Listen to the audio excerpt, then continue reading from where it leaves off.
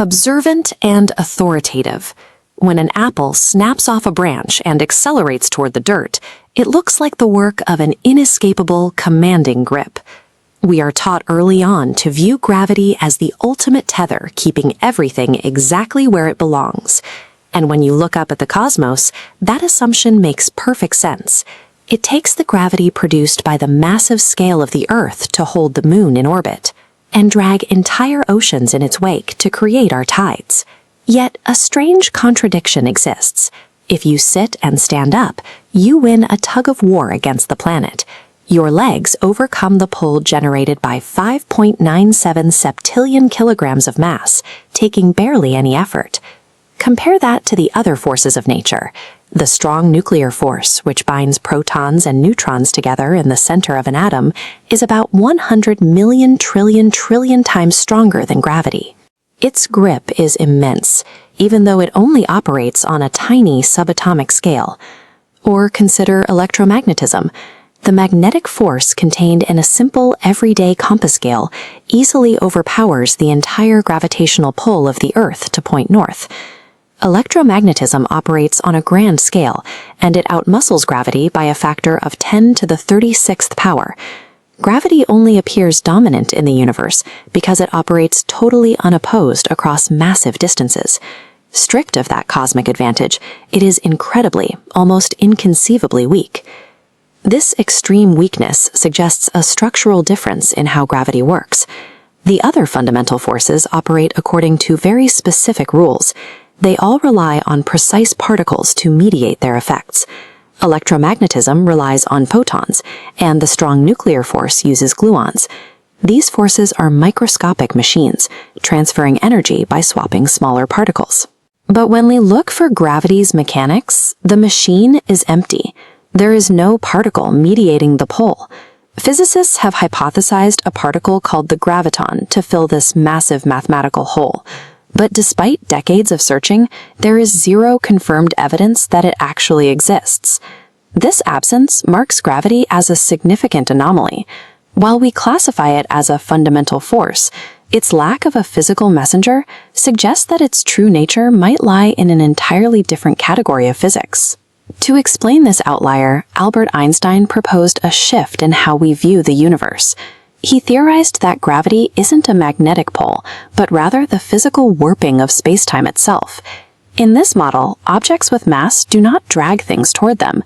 Instead, they physically bend the fabric of the universe around themselves, and passing objects are simply following the natural, curved geometry of that space. We can prove this geometry exists by observing a phenomenon called time dilation. Because space and time are woven into a single, connected fabric, bending space physically stretches the passage of time.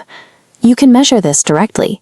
Because the center of the Earth contains a stronger concentration of mass, it stretches space-time more intensely than the surface does. As a result of this extreme warping, the Earth's core is currently about 2.5 years younger than its crust. Velocity also alters time, counteracting the effects of gravity. Astronauts on the International Space Station are further from Earth's mass, so you might assume their clocks run faster. But because they are traveling at a blistering speed of 7,700 meters per second, the velocity effect dominates, and they actually experience time slightly slower than we do. This chart plots a GPS satellite's time signal diverging from a surface receiver's signal over a 24-hour period. Because GPS satellites orbit further away and at lower relative speeds than the ISS, the weaker gravity causes them to experience a net gain of exactly 38 microseconds every single day. While microseconds sound trivial, GPS navigation relies on pinpoint signal timing. Without constant algorithmic corrections to account for this space-time distortion, that tiny time gain would rapidly compound into massive, exponentially growing physical errors on your navigation screen. The strict mathematical reality required to keep our satellites functioning proves that we are not experiencing a physical pull. We are navigating through a distorted, measurable geometric reality. There is an even simpler logical test to confirm this. If gravity were a standard physical force that only acts on mass, it would have exactly zero effect on light, since photons are massless.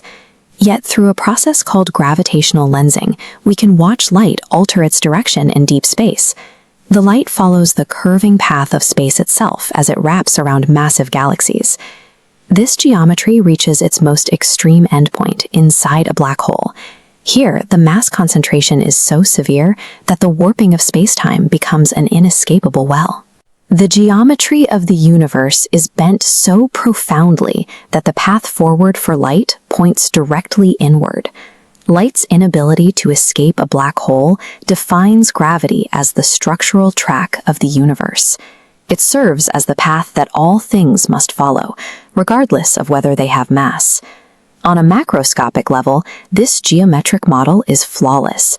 It perfectly tracks the orbits of planets, the burning of stars, and the rotation of entire galaxies. But the moment scientists zoom in and attempt to apply this perfect space-time geometry to the tiny subatomic quantum level, the math shatters. Nothing behaves the way it should.